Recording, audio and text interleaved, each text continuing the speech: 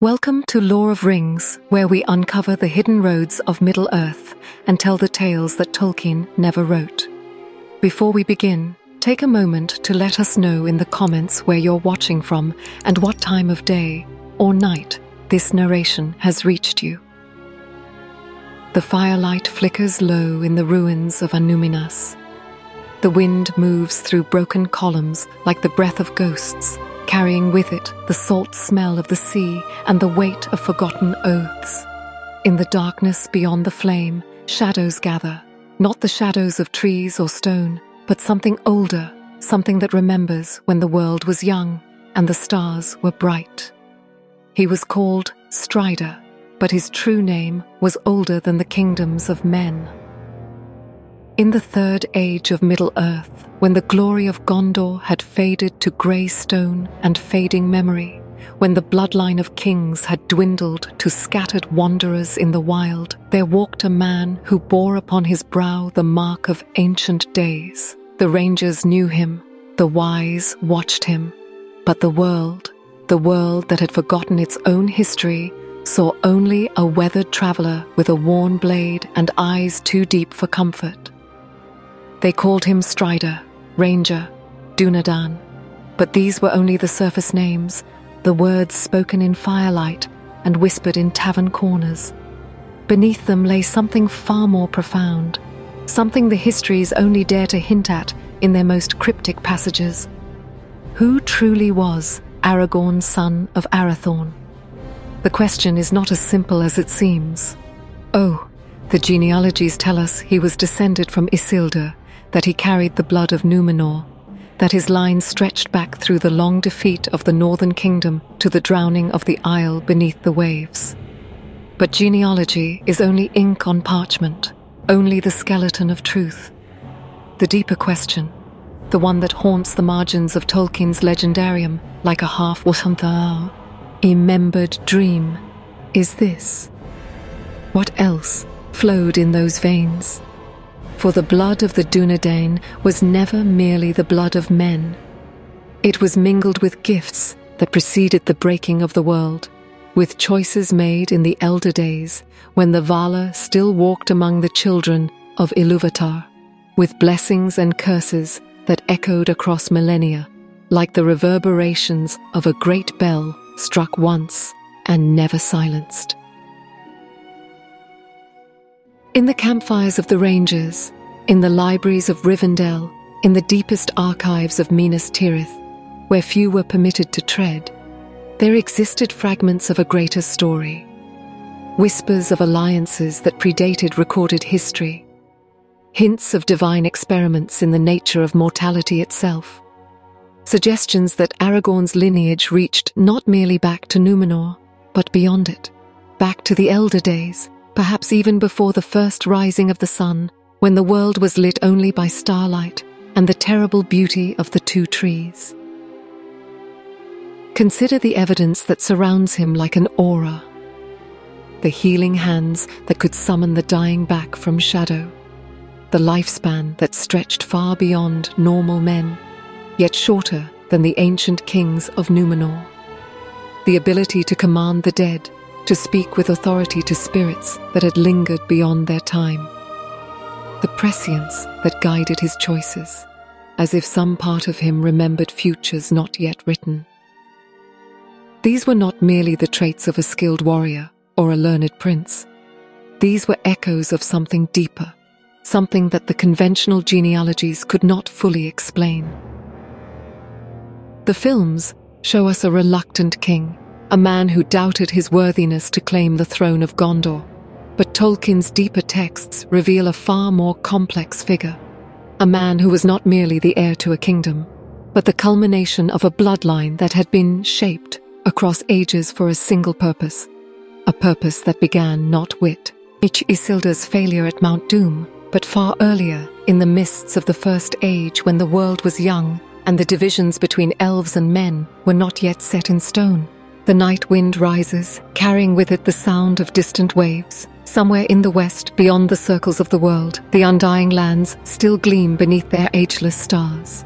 And in that sound, in that eternal rhythm of wave against shore, There beats a truth that the histories have tried to preserve, that the songs hint at, that the prophecies proclaimed.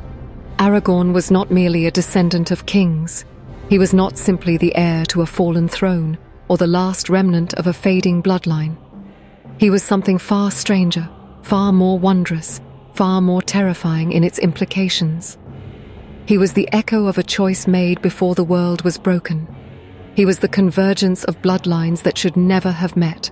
He was the living proof that the division between the mortal and immortal was never as absolute as it seemed. Before there was a king in Gondor, before even Númenor rose from the sea, there was a shadow in the blood of men, and a light that could not be extinguished. The fire gutters and dies. In the darkness, only the stars remain, cold and bright and infinitely patient. They have watched this story unfold across ages.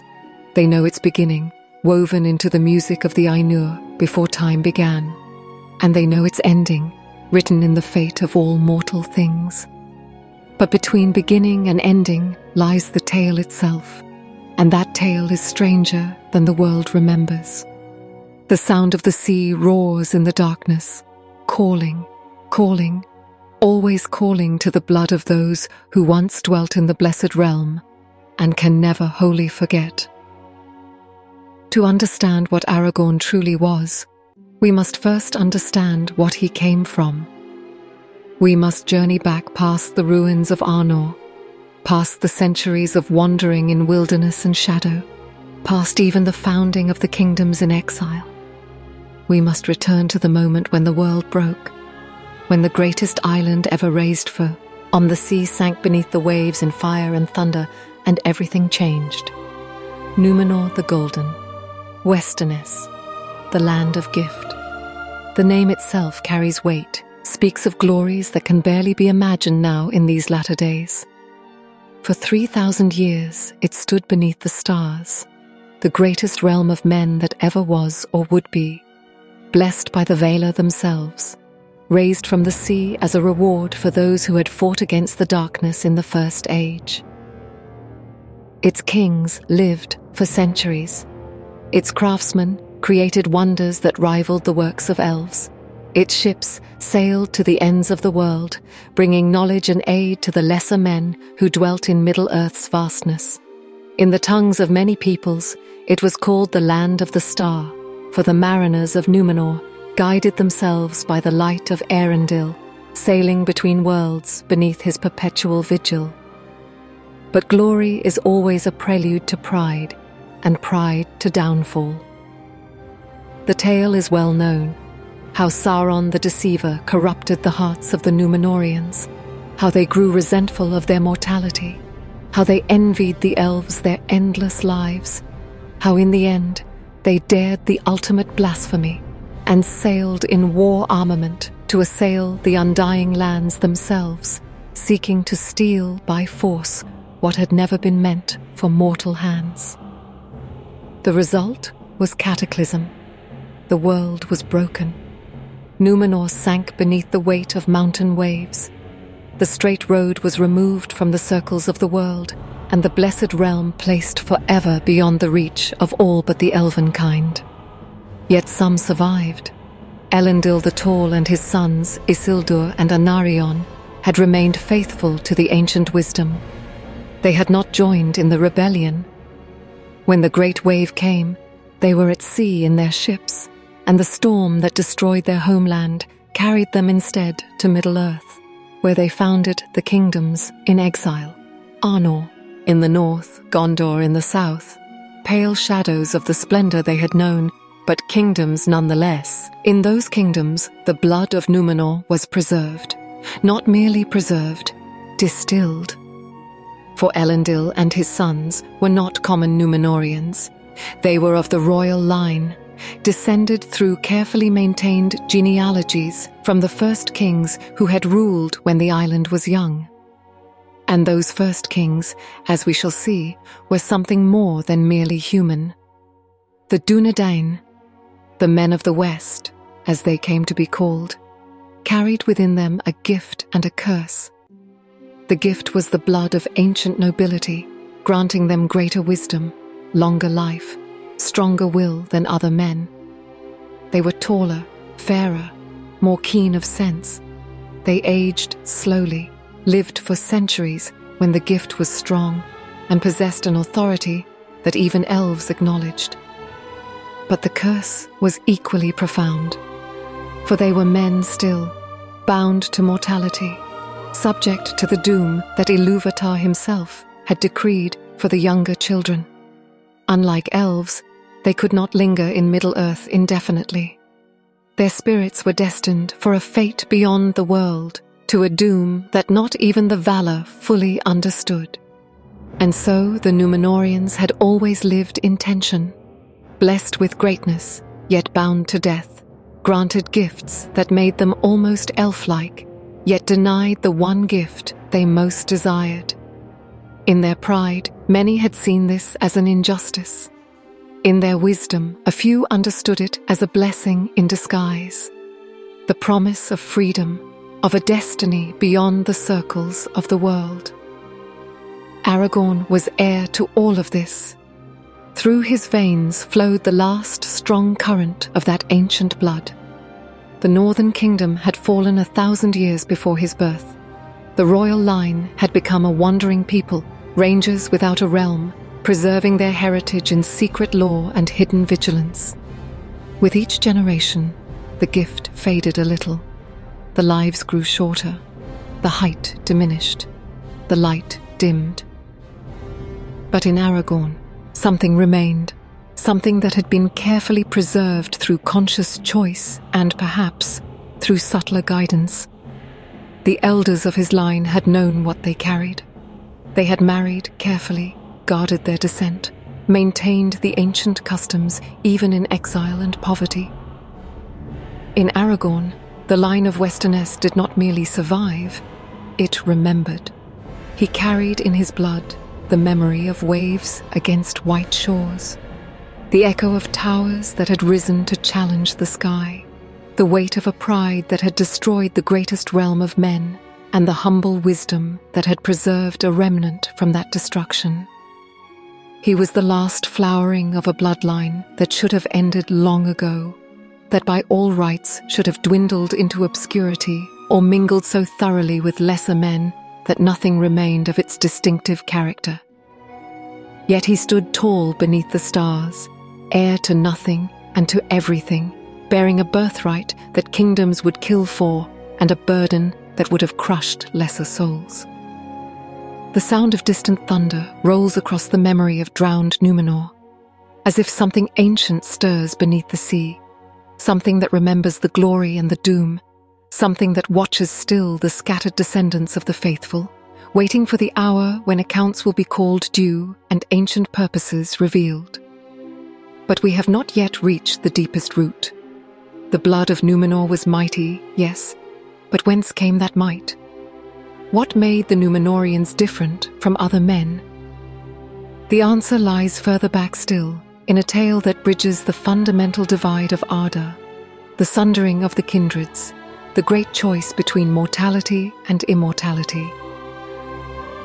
In the First Age, when Morgoth still darkened the north and the elves fought their desperate wars against his endless malice, there was born a child of two kindreds. His name was Eärendil the Mariner, and his blood mingled what should never have mingled.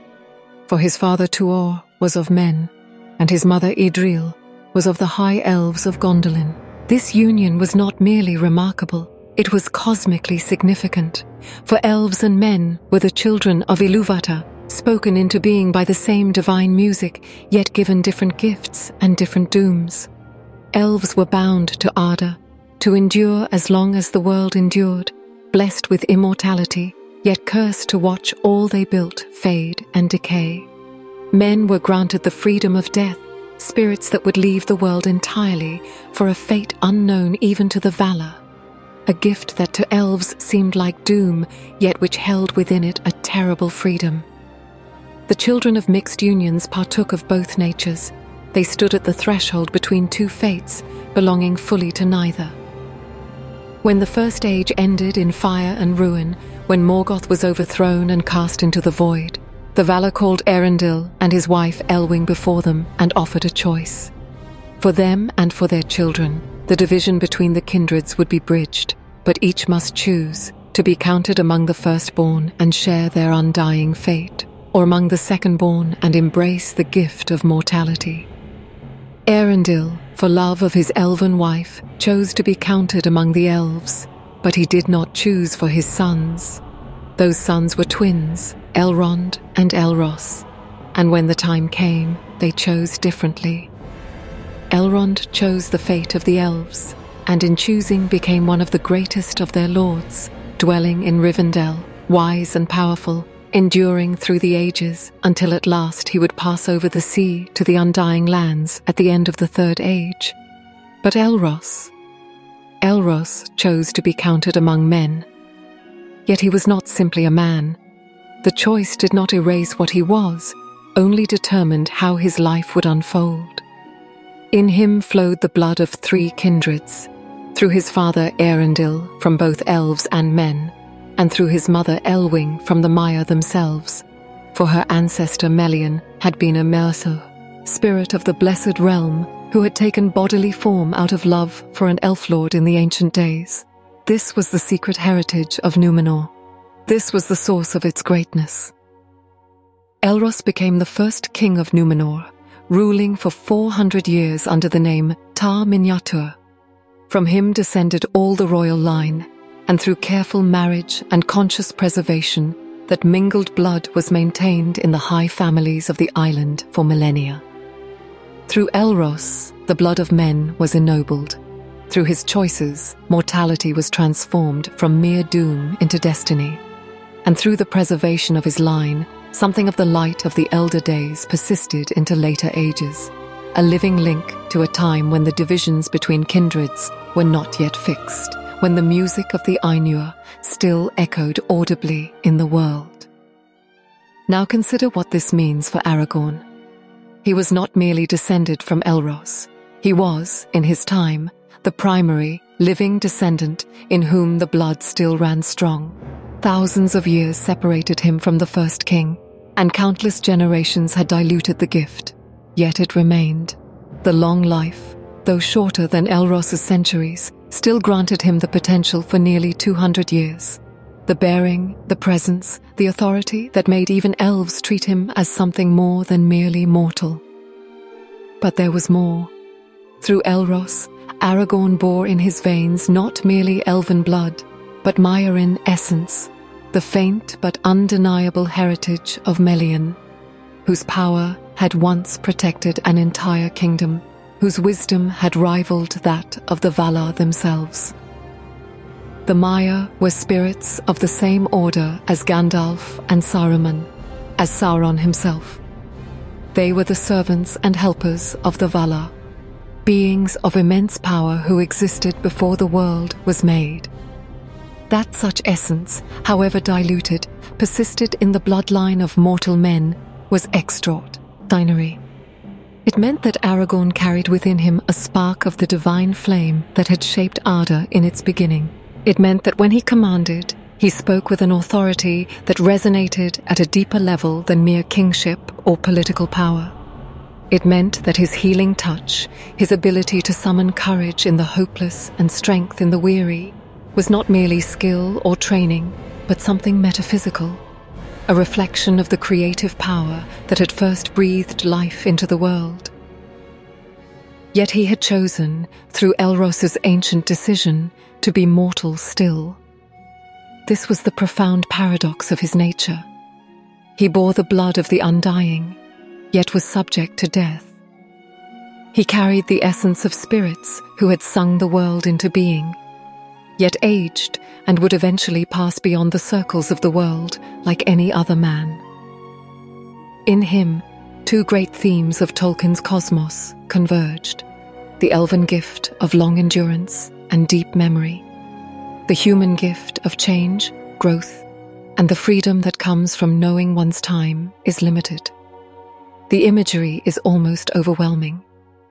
Imagine the twin suns, standing beneath the light of the Silmaril borne by their father in the sky, looking up at the star that would guide their descendants for ages to come. Imagine the moment of choice. One brother reaching toward immortality, the other embracing the unknown fate of men. Imagine the sundering, the paths diverging, Elrond sailing to Tol Eressëa for a time, while Elros went to claim his kingdom beneath mortal stars. And imagine the strange geometry of fate that would eventually bring their bloodlines together again. For Elrond endured through the ages, and in the twilight of the Third Age he had a daughter, Arwen Undomiel, Evenstar of her people. And she would look upon Aragorn, last heir of her uncle's ancient choice, and in him see something that called to her across the sundering of the kindreds. But that tale lies ahead. For now, understand this. He was not merely the son of kings. He was the echo of a Cihu, Hois made before the world was broken. In his veins flowed the mingled streams of three kindreds, preserved against all odds through the drowning of Númenor, through the fall of kingdoms, through centuries of exile and wandering. The blood remembered what the history books could not record. It remembered the halls of Gondolin before the fall. It remembered the light of the two trees, reflected in the eyes of Melian. It remembered the moment when Elros stood before the Valar and chose to be counted among the mortal, accepting death as a gift rather than a doom. A deep hum resonates through the fabric of the story, the vibration of an ancient oath, a choice made binding, a fate accepted freely and thereby transformed into destiny rather than mere doom. But light casts shadow, and nobility can curdle into pride. The blood of Elros granted Aragorn wonders, but it also burdened him with a weight that few could comprehend. The shadow of Isildur, the stain of failure that had haunted his line for 3,000 years. The story is etched into the founding myth of the Third Age. Isildur, son of Elendil, stood in the fires of Mount Doom with the One Ring in his hand. Elrond was beside him, urging him to cast it into the fire, to destroy forever the weapon of the enemy. Victory was within reach. Sauron had been overthrown. The ring, cut from his hand, lay powerless if only it could be destroyed. But Isildur refused. "It is precious to me," he said, claiming it as Weregild for his father and brother who had fallen in the siege. And in that moment of weakness, in that decision to keep what should have been destroyed, the Third Age was born in failure. The ring betrayed him, as it betrayed all who claimed it. 2 years later, Isildur was slain by orcs in the Gladden fields, and the ring slipped from his finger and was lost. 3,000 years would pass before it was full. And again, and in those 3,000 years, the shadow of Isildur's choice hung over his descendants like a curse. But was it merely a moral failure? Or was there something deeper, something more insidious? Consider, the ring was Sauron's masterwork, a device that concentrated his will and power into physical form. It was designed to dominate and corrupt. Every bearer, without exception, fell under its influence to some degree. To expect a mortal man, even one of Númenorian blood, to resist it completely was perhaps to expect too much. Yet the histories record it as failure nonetheless. Gondor's glory was tarnished by the knowledge that its founder had not had the strength to finish what he began. The Northern Kingdom, Isildur's direct inheritance, dwindled and fell. The line of kings in the south failed after 1,000 years, and the heirs of Isildur became wanderers, rangers without a realm, bearing a shame that they could not erase. But Tolkien's deeper writings suggest something more complex. In his letters, he indicates that Isildur was not simply weak or corrupt. He had every intention of bringing the ring to Elrond and seeking counsel on how to master or destroy it. He understood its danger. He simply believed, mistakenly, fatally, that he could control it long enough to learn its secrets. This adds a tragic dimension to his choice. It was not mere greed or selfishness, but a kind of pride in his own wisdom, a belief that he could succeed where others might fail. It was, in essence, an echo of the pride that had destroyed Númenor itself, the belief that men, even blessed men, could transcend the limits placed upon them by their nature. And in a sense, that pride was woven into the very blood Aragorn bore. For what was the gift of Númenor if not an attempt to transcend? What were the long lives, the great wisdom, the noble bearing, if not a reaching towards something beyond mere humanity? The curse of Isildur was therefore not merely the failure to destroy the ring, it was the revelation of a deeper flaw in the bloodline itself. The tendency toward pride, the yearning to be more than mortal, the refusal to accept limits. Every heir bore this shadow. It manifested differently in each, in some as reluctance to claim authority, in others as a tendency to fade into obscurity, in still others as a kind of melancholy awareness that their line was falling, that the glory was draining away generation by generation. But there was more. Some scholars have suggested, and Tolkien's drafts hint, that the ring left a deeper mark than merely moral failure, that in the 2 years Isildur bore it, some portion of its essence mingled with his blood. Not a corruption so gross as to twist him into a wraith or servant of the enemy, but a subtle resonance, a faint echo of Sauron's will that would persist in his descendants like a genetic memory. This would explain why Denethor, steward of Gondor and of the bloodline through a collateral branch, was so vulnerable to the visions in the Palantir. Why Boromir, noble and brave as he was, could not resist the lure of the ring even for a day. Why Aragorn himself felt the weight of temptation so keenly, refusing even to touch the ring if he could avoid it, knowing that the yearning for power was bred into his very bones. The metaphysics here are subtle but profound. If the blood of Elros carried a blessing, then the shadow of Isildur was its counterweight, a curse that balanced the light, ensuring that pride would always be answered with humility, that reaching toward divinity would always be checked by the awareness of mortality. Aragorn's struggle was not merely political. It was not simply a question of whether he had the strength to reclaim the throne or the wisdom to lead in war. It was a spiritual and metaphysical battle to cleanse a wound that had festered for 3,000 years, to prove the tongues that the blood of Númenor could be redeemed, that the choice Elros made to embrace mortality as a gift could be vindicated. Every step he took toward Gondor was a step toward judgment. Every decision to serve in humility rather than claim in pride was a repudiation of the shadow. And the final test, standing before the Black Gate with the ring on its way to Mount Doom, drawing the eye's gaze upon himself while trusting 2 small hobbits to finish what his ancestor could not, was the ultimate inversion of Isildur's failure. Where Isildur had claimed the ring for himself, Aragorn trusted it to another. Where Isildur had believed in his own strength to master it, Aragorn acknowledged his weakness and chose another path. Where Isildur's pride had doomed the age, Aragorn's humility redeemed it.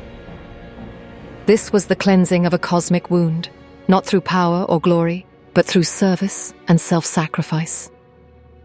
Every king bears a crown of gold, but his was forged in shadow, tempered in 3,000 years of exile and failure, and made bright again through the willingness to serve rather than to seize. The sound of the ring's faint echo, that terrible, seductive whisper that had destroyed so many, fades at last into silence, its power broken, its curse lifted, the shadow of Isildur dissolved in the fires of the mountain. But how did the blood endure? How did the gift persist through so many centuries of exile, poverty, and dwindling numbers? The fall of Arnor should have been the end. When the North Kingdom fragmented and fell into ruin, when the line of kings became a remnant of wandering rangers, when the world forgot that these weathered men in the wilderness had once been lords of cities and fleets, by all reasonable expectation, the bloodline should have mingled with lesser men and faded to insignificance. Yet it did not. In Aragorn, the gift burned as strong as it had in kings of old. The question, then, is how? The answer lies in what Tolkien called the hidden chronicles of the No-Earth. Fragmentary references scattered through the peoples of Middle-earth and the history of Galadriel and Celeborn. Texts published after his death, incomplete and sometimes contradictory, but hinting at a deeper pattern. The Dunedain did not merely survive in isolation, they were guided. Their bloodline was not simply preserved through accident or stubborn endurance, but through conscious design. Though whether that design was their own or imposed from without remains a matter of scholarly debate. Consider the geography of their exile. When Arnor fell, the remnant retreated not into the wild lands where other men dwelt, but into regions close to Rivendell, to the borders of territories watched by the elves. The Rangers of the North became, in effect, the guardians of Eriador, patrolling the empty spaces, fighting the creeping darkness, protecting lands that most men had abandoned. And in Rivendell, Elrond Half-Elven watched over them, not merely as an ally or distant friend, but as something more intimate, as the brother of Elros, their ancestor, watching his nephew's descendants across the ages. This was not sentiment alone. Elrond was one of the wise, privy to purposes and patterns hidden from mortal understanding. He had seen the rise and fall of kingdoms. He had read the prophecies concerning the return of the king. And he had, as some texts suggest, taken an active role in ensuring that when the time came, there would still be an heir worthy of the crown. How? Through careful counsel, certainly. The chieftains of the Dunedain came to Rivendell for guidance. Their sons were often fostered there, raised among elves, learning lore and wisdom that would otherwise have been lost. Aragorn himself was raised in Rivendell, his identity concealed even from himself for years, protected until he was strong enough to bear the weight of his heritage. But the hints go deeper. There are suggestions, fragmentary, incomplete, but tantalizing, of marriages between the Dunedain and those who bore elven blood, not pure elves, who by that age were few and fading, but descendants of earlier unions, those who carried a fraction of the ancient gift. In The History of Galadriel and Celeborn, there is a passage describing how the Dunedain maintained contact with certain elven enclaves, how there were bonds of kinship that tied them to the remnants of the Eldar in Middle-earth. Some scholars interpret this literally, that the blood of the North was renewed periodically through intermarriage, that the gift was reinforced rather than allowed to fade. If true, this would mean that Aragorn's bloodline was not simply preserved, but curated.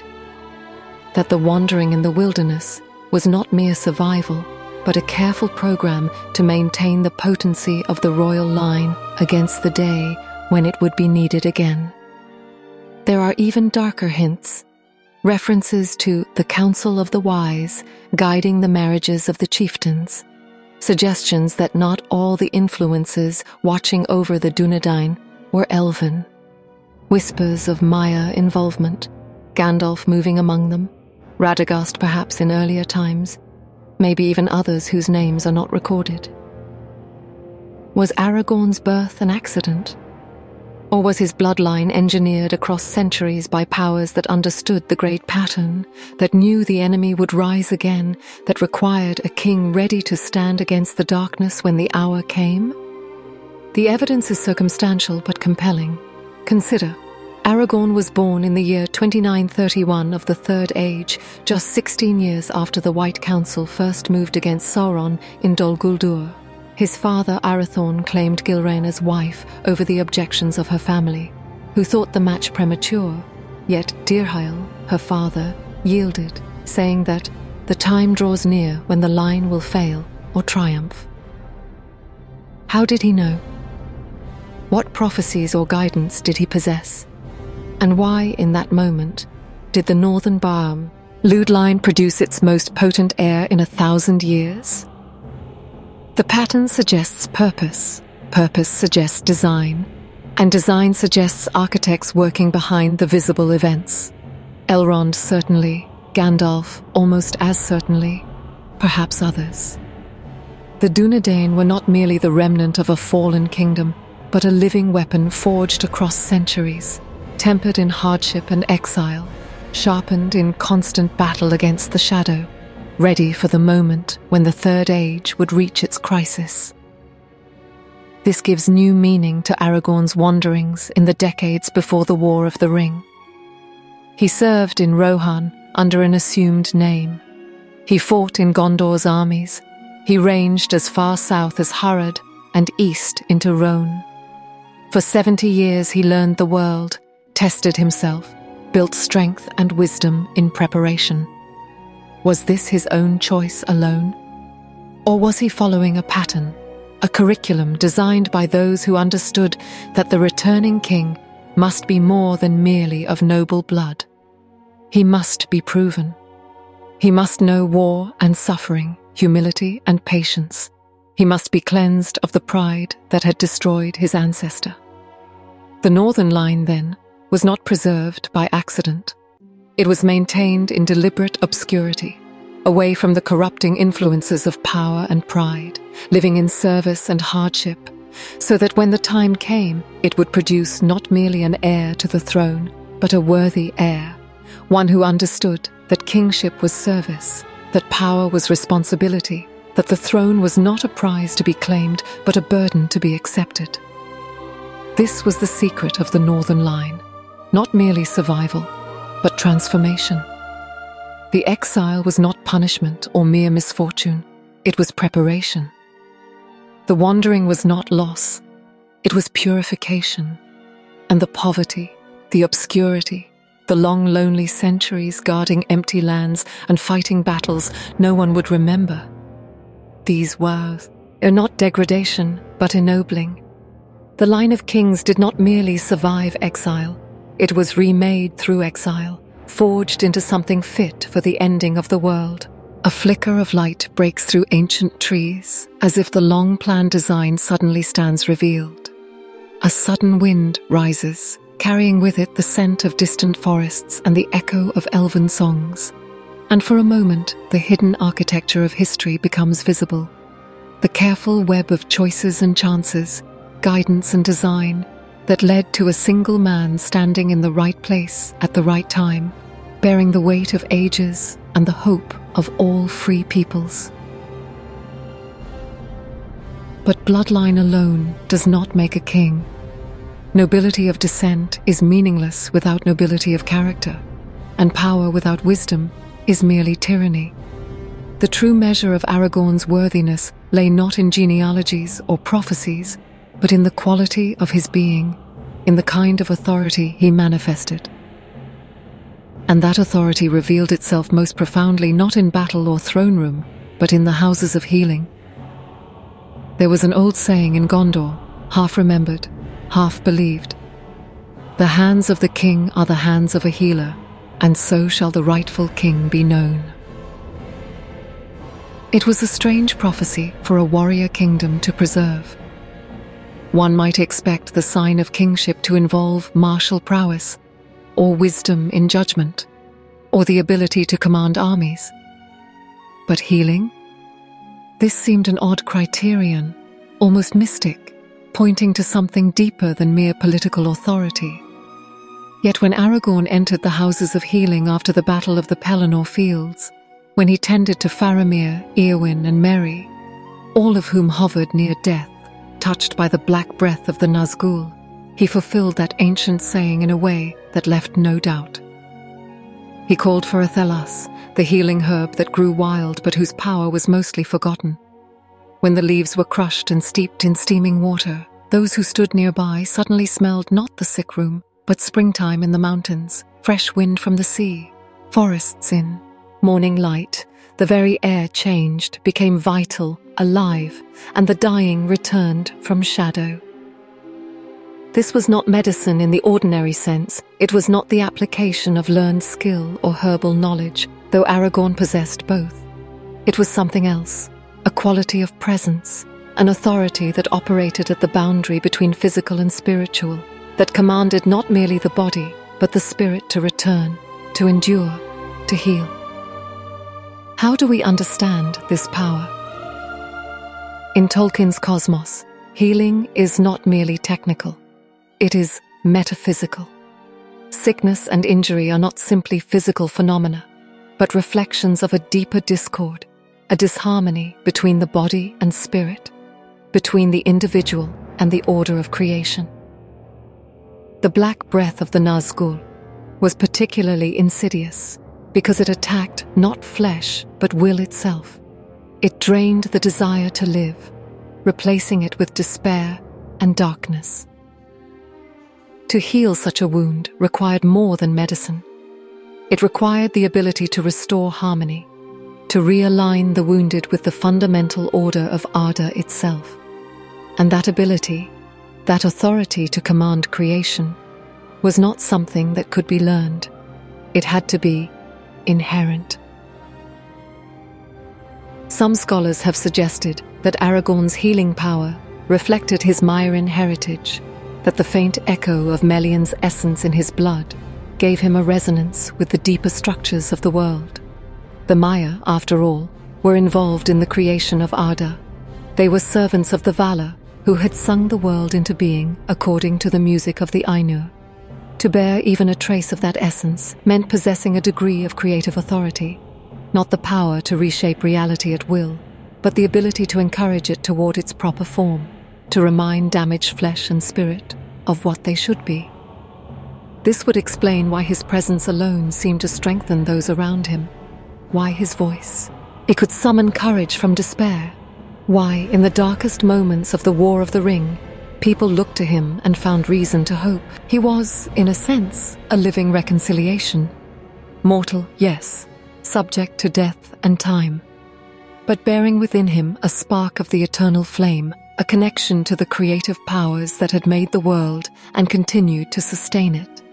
In him, the mortal and immortal met and mingled, and through him the healing power of the music itself could flow into broken bodies and spirits. But there is another dimension to consider. Healing is not merely about power. It is about relationship. A king's authority is meaningless if it is not given freely by those who are governed. True kingship is not domination, but service, not the imposition of will, but the creation of conditions in which people can flourish. Aragorn's healing, then, was not simply a magical ability. It was an expression of his fundamental orientation toward others. He did not heal to prove his power or claim authority. He healed because he cared, because he understood suffering, because his long years of wandering and serving had given him empathy and humility. The hands of the king are the hands of a healer, not because kings possess supernatural power, but because true kingship means taking responsibility for the well-being of the people, means serving rather than being served, means entering into the suffering of others and bearing it with them. This is what made Aragorn's kingship legitimate in a way that mere bloodline never could. Yes, he was descended from Elros. Yes, he bore the blood of Númenor and the grace of the elder days. But what made him worthy was that he had learned, through long trial, to put that power in service of others, rather than in service of his own glory. Faramir, waking from near death, looked upon Aragorn and called him king before any crown touched his brow. Éowyn, released from despair, recognized in him a quality that transcended rank or bloodline. The people of Gondor, watching him move through the sick rooms with quiet authority, felt something long dormant awaken in their hearts, the memory of what kingship was supposed to be. The healing of the wounded in the houses of healing was, in microcosm, what Aragorn would do for the realm itself. Gondor and Arnor had been wounded by war, diminished by ages of decline, infected with despair, and the slow poison of Sauron's malice. What they needed was not merely a warrior to drive back the enemy, but a healer to restore what had been lost, to remind them of what they could be, to re-establish the harmony between ruler and ruled that true kingship required.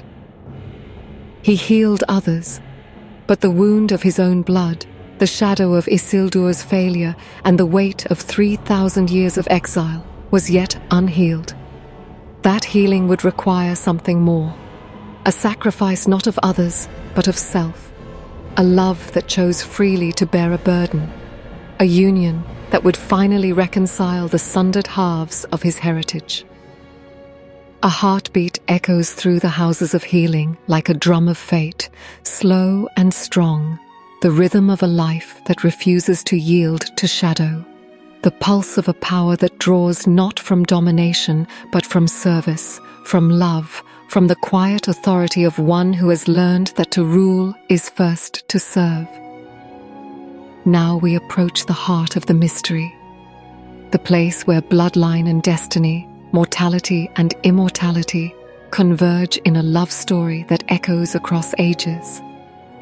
Arwen Undomiel, Evanstar of her people. She was the daughter of Elrond half-elven, and through him she carried the same mingled heritage that Aragorn bore, the blood of elves, men, and Maiar woven together. But where Elros had chosen mortality, and Aragorn had inherited that choice, Arwen stood at the threshold herself, facing the same decision her great-uncle had made in the elder days.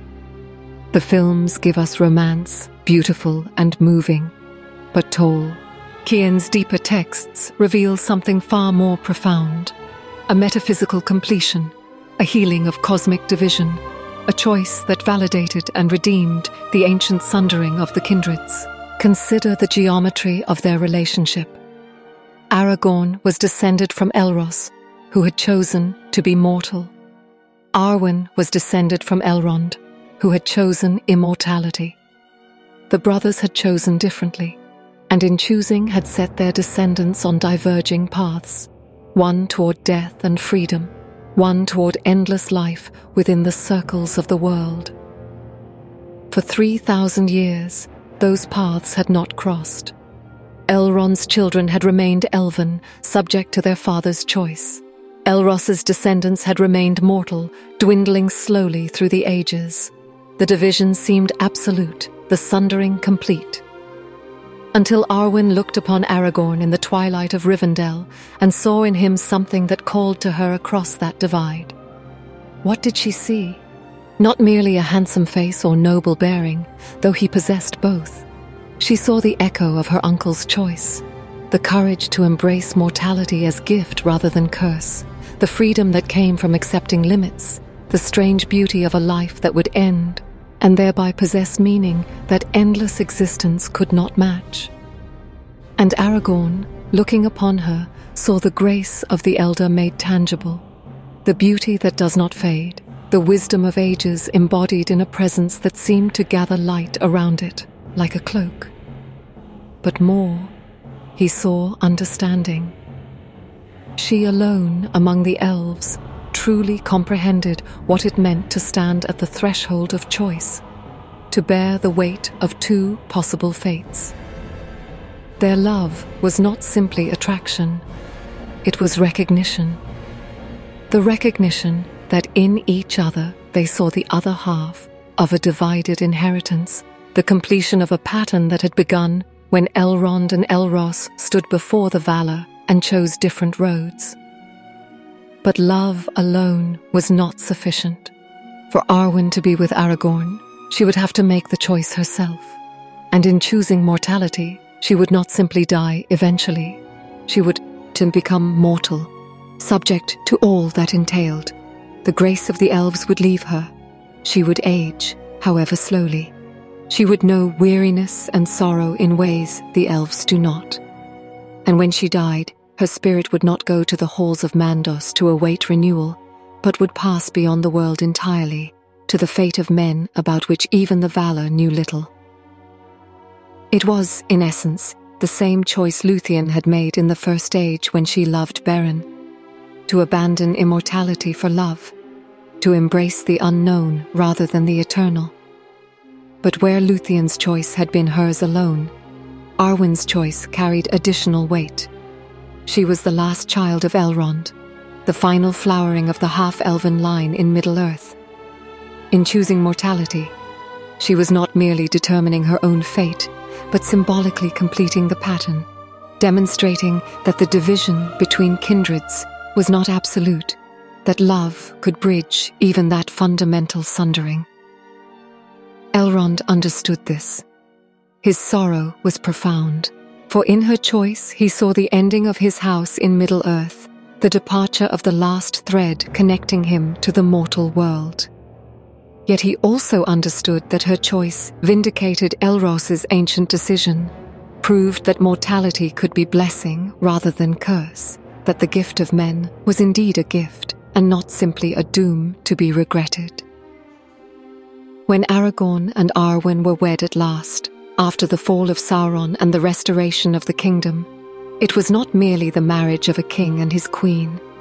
It was the reunion of the sundered halves of the half-elven bloodline, the symbolic reconciliation of elves and men, the validation of Ilúvatar's original design in which both kindreds had their place and purpose. Through her, the blood of Elros and Elrond flowed together again.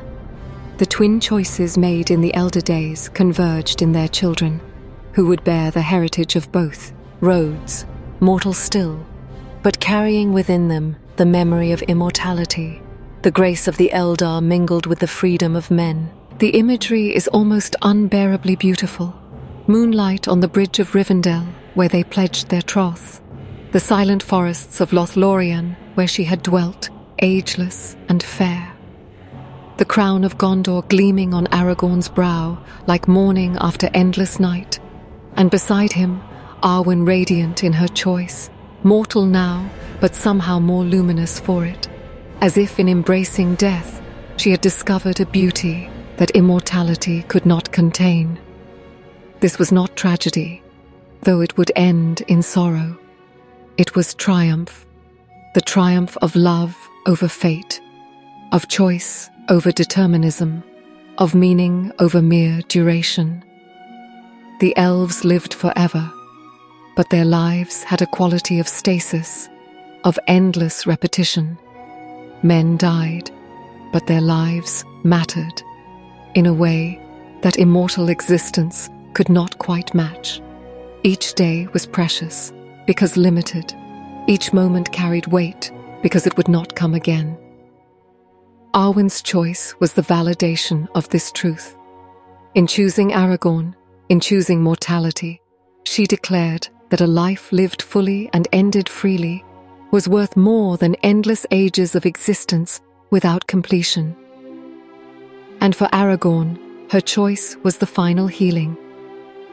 The shadow of Isildur had been overcome through humility and service. But the deeper wound, the yearning for immortality that had corrupted Númenor, the refusal to accept the limits of human existence, this wound could only be healed by seeing one of the immortals choose freely to set aside that gift and embrace mortality instead. Through her sacrifice, the immortal remembered how to die. Through his example, the mortal remembered why to live. In their union, the ancient fracture was healed, if only for a moment, if only in 2 lives. But sometimes, 2 lives are enough to redeem a history. Soft strings fade beneath starlight, and in the distance, a nightingale sings, a song of twilight and dawn together, of endings that are also beg, innings of choices made freely and thereby transformed into destiny.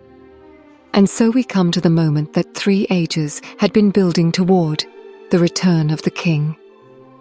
It is easy to focus on the spectacle, the coronation in the court of the fountain, the white tree blooming again, the crown of Gondor restored to Elendil's line after 1,000 years.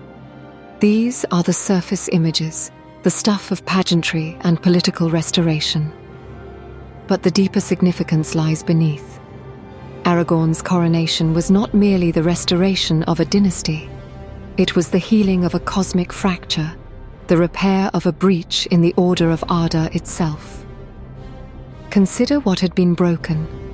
When Isildur failed to destroy the ring, more than a political opportunity was lost.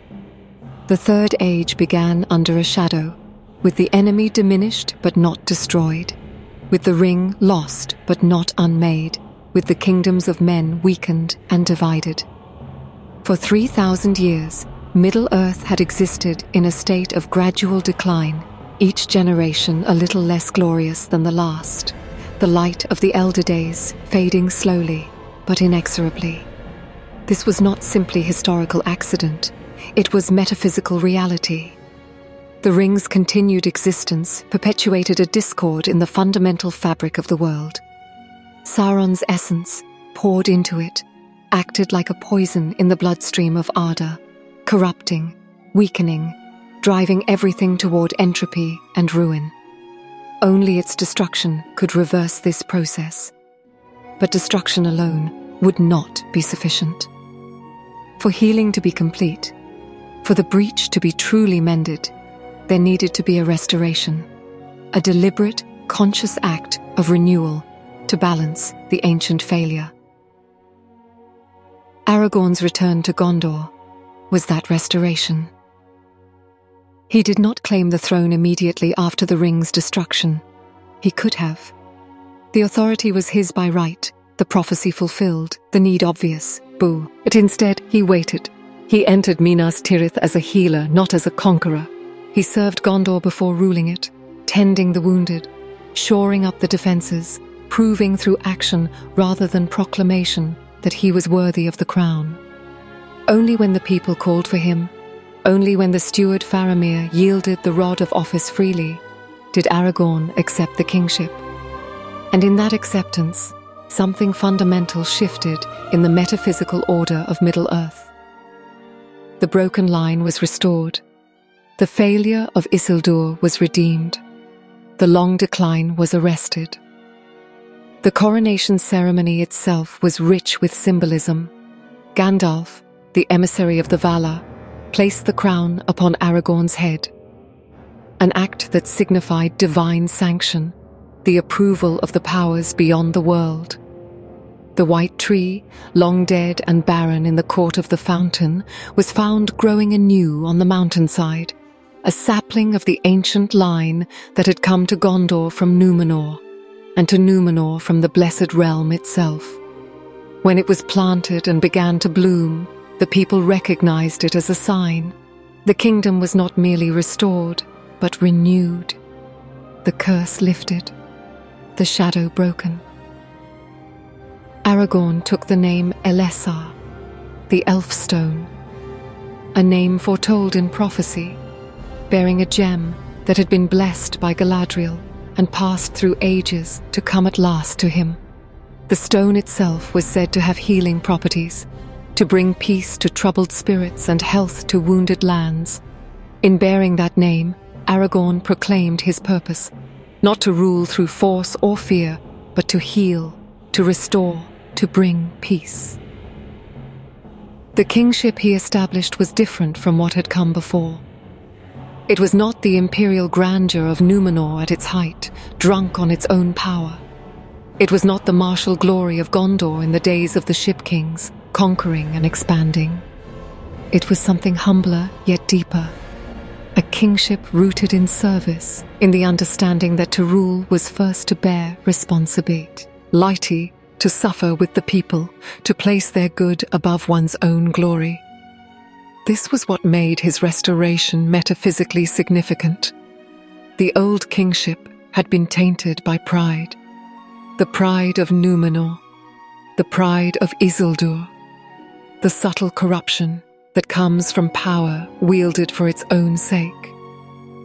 The new kingship was purified through suffering and exile, tempered in humility and service, made bright again through the long trial in the wilderness. In Aragorn, as Tolkien wrote in his letters, the grace of the elder days lived again, not merely preserved, but renewed, not simply maintained, but transformed. The blood of Númenor had been cleansed. The shadow of Isildur had been lifted. The failed promise of the Second Age had been fulfilled at last in the twilight of the Third. The coronation was, in essence, a second creation, a refounding of the order of the world on principles that echoed the original music of the Ainur. Just as the world had been sung into existence through harmony, so Aragorn's kingship represented a restoration of that harmony after long discord. The lands began to heal. Ithilien, long blighted by the proximity of Mordor, began to bloom again under Faramir's stewardship. The northern kingdom was refounded, Númenor rebuilt, the ancient glory remembered and restored. Trade and communication were re-established between long-sundered regions.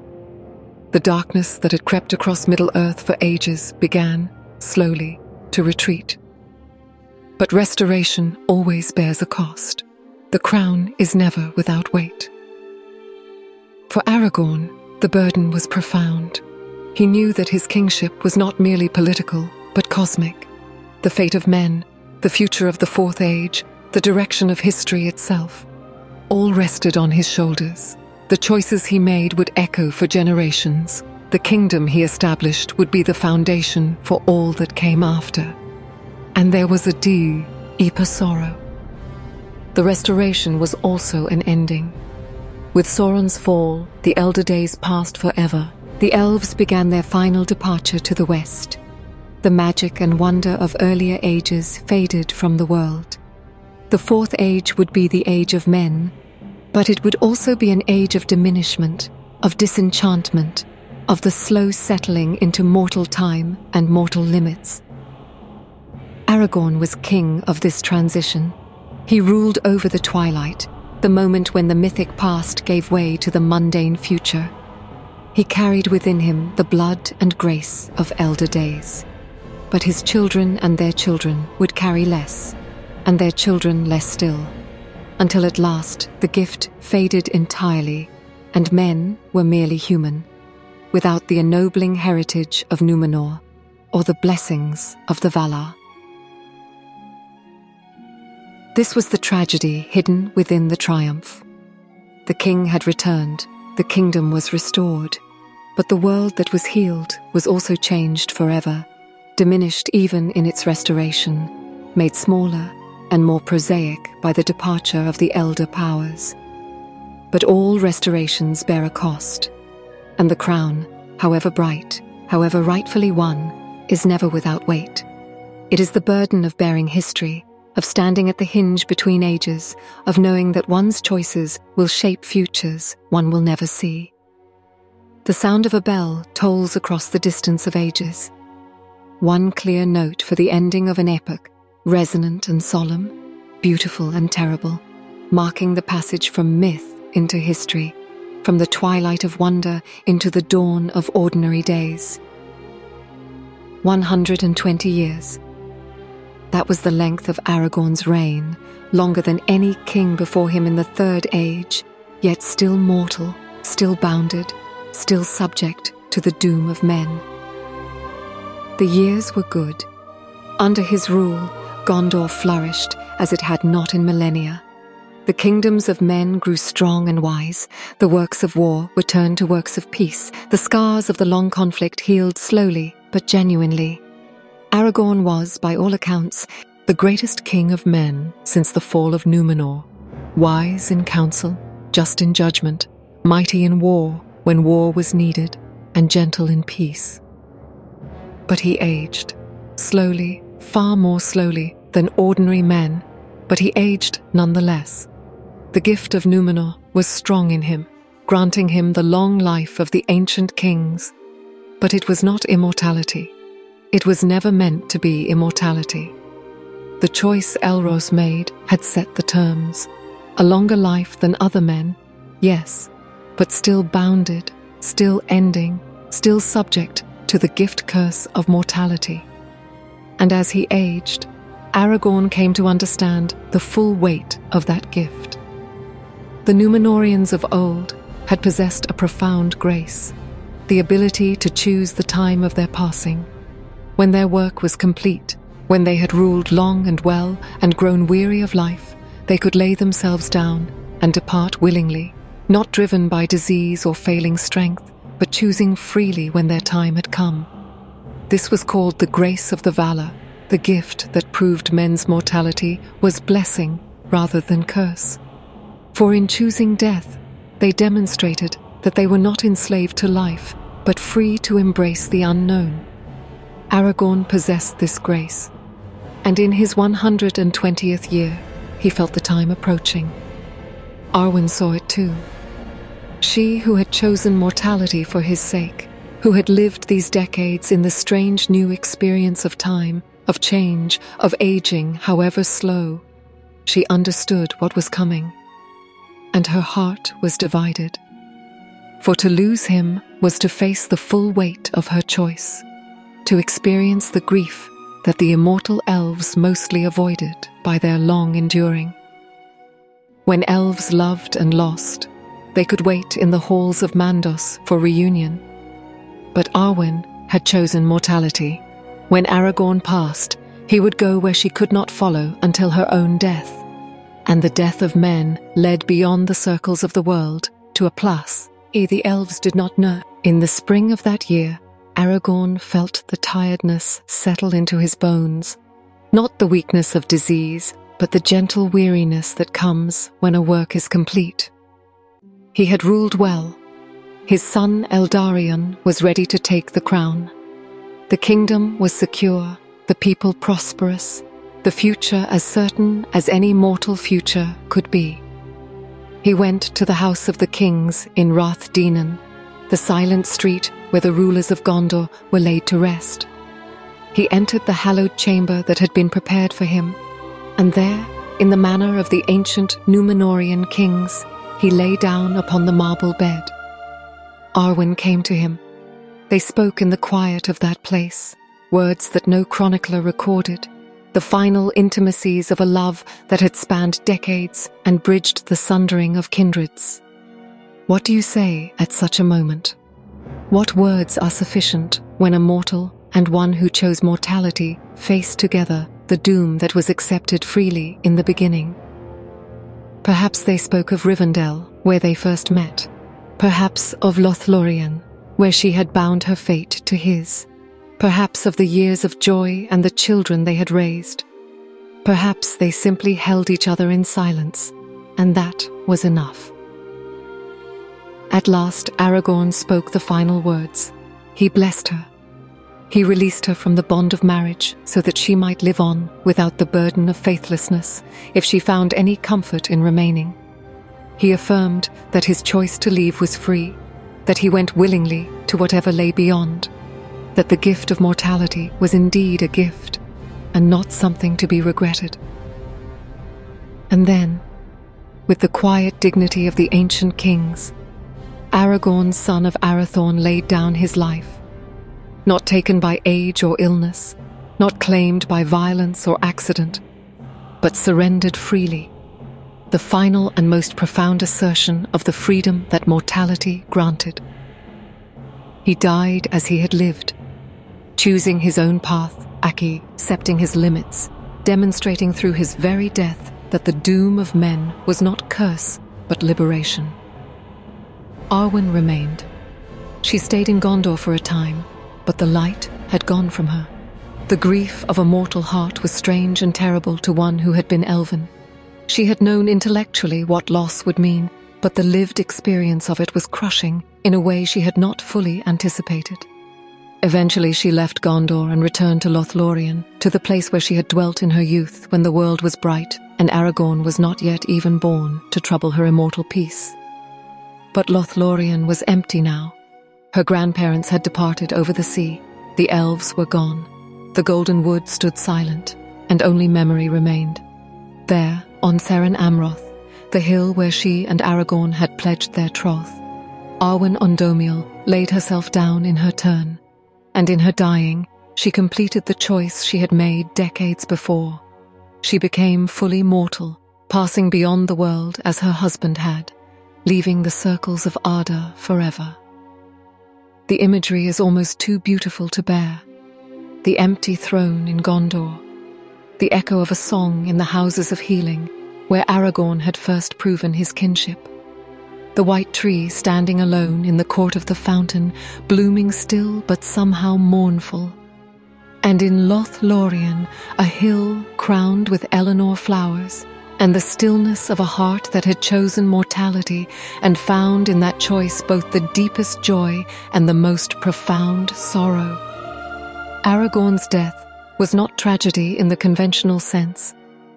It was the fulfillment of his heritage, the vindication of Elros's choice, the proof that the gift of Ilúvatar to men, the freedom to leave the world and discover what lay beyond, was worthy of the price it demanded. But for those who loved him, for those who remained, the loss was absolute. Arwen's grief, in particular, stands as a haunting testament to the cost of love across the boundaries of mortality. The price that must be paid when the immortal and mortal join their fates. The blood of kings had ended. The line of Elros, maintained through 3 ages, purified through exile, proven through trial, restored in glory. That line would continue in Eldarion and his descendants, but something essential had passed. Never again would the gift burn as brightly. Never again would one of Númenorian blood bear so clearly the marks of the elder days.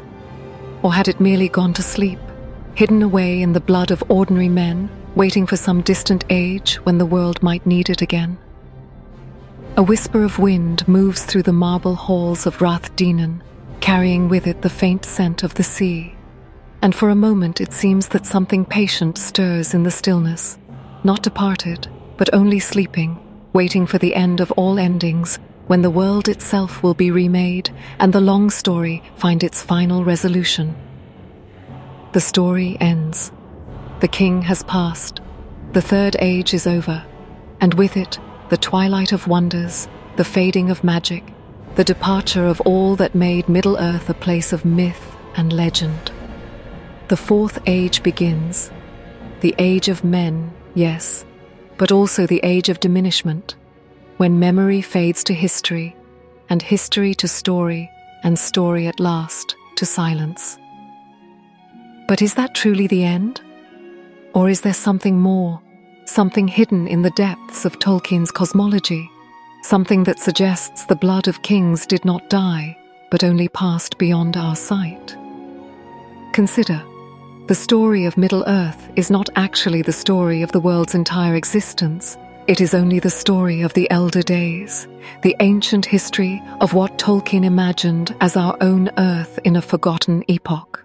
The fourth age gives way to the fifth and the sixth, and eventually to the ages we inhabit now, where the elves are gone entirely, where the magic has faded to nothing, where men remember nothing of Númenor, or the Valar, or the music that shaped the world. But memories can be carried in blood. Heritage persists in strange ways, and Tolkien himself hinted in his letters that the story might not be as finished as it seems. There are fragments, tantalizing and incomplete, suggesting that the line of Elros continued through the ages, that Eldarion and his descendants ruled Gondor for centuries, and though the gift faded, though the long lives shortened and the distinctive marks of Númenor dimmed, the bloodline itself persisted. And through persistence came possibility. The possibility that somewhere in the genealogies of ordinary humanity, unremembered and unsuspected, the blood of kings still flows. What would that mean? Not that there are secret Númenorian descendants walking among us with powers and long life. The metaphysics of Tolkien's world make clear that the gift has faded entirely, that the special grace granted by the Valar has long since dissipated. But perhaps something else remains, not power, but potential, not grace, but the memory of grace. the echo of a choice made in the elder days, a willingness to embrace mortality as gift, a capacity for healing and service, and the quiet courage that places others before self. Perhaps the true blood of kings was never in the genealogy, never in the veins or the inheritance of lifespan and authority. Perhaps it was always in the choice. The daily decision to serve rather than dominate, to heal rather than harm, to accept limits and thereby discover freedom. Aragorn demonstrated this. His worthiness lay not in his descent from Elros, though that descent was real and significant. It lay in his choices, to wander in obscurity, to serve in humility, to refuse the temptation of the ring, to enter Minas Tirith as a healer before claiming it as a king, to lay down his life when his work was complete rather than clinging to power and position. These are not supernatural gifts, they are qualities of character, available in principle to anyone who chooses to develop them. They are the true heritage of Númenor, the real gift of the Valar, not long life or healing hands, but wisdom and humility and the courage to do what is right even at great cost. If that is true, then the line of kings did not end, it transformed. It passed from the realm of literal bloodline into something more subtle and profound, a legacy of virtue, a pattern of character, a way of being in the world that transcends genetics and persists as long as anyone, anywhere, chooses to embody it. This is the prophetic dimension of Aragorn's story. He was not merely a historical figure within the mythology of Middle-earth. He was an archetype, a template, a vision of what kingship, and by extension, what authority, what leadership, what human excellence could be if properly understood.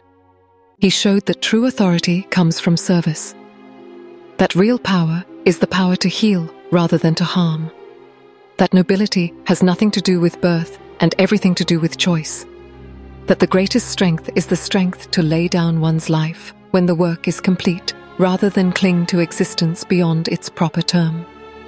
These truths are timeless. They applied in Middle-earth's third age, and they apply in whatever age we inhabit now. The blood of kings, understood this way, is not a genetic inheritance, but a spiritual possibility.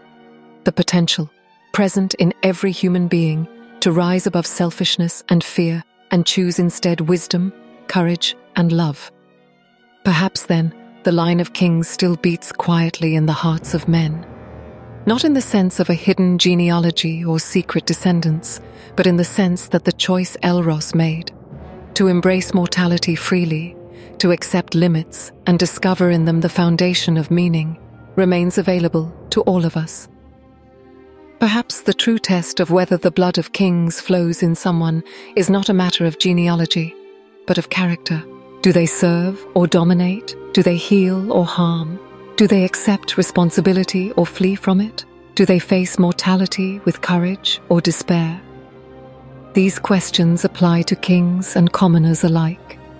They applied to Aragorn, and they apply to us. And in that sense, the story never ends. It continues in every act of service, every choice for good over evil, every moment when someone accepts their mortality, and in accepting it, discovers the freedom to live fully and love deeply. The camera rises above Middle-earth, metaphorically now, for Middle-earth is memory, myth, the deep past of a world transformed beyond recognition. But the stars still gleam, cold and bright and infinitely patient.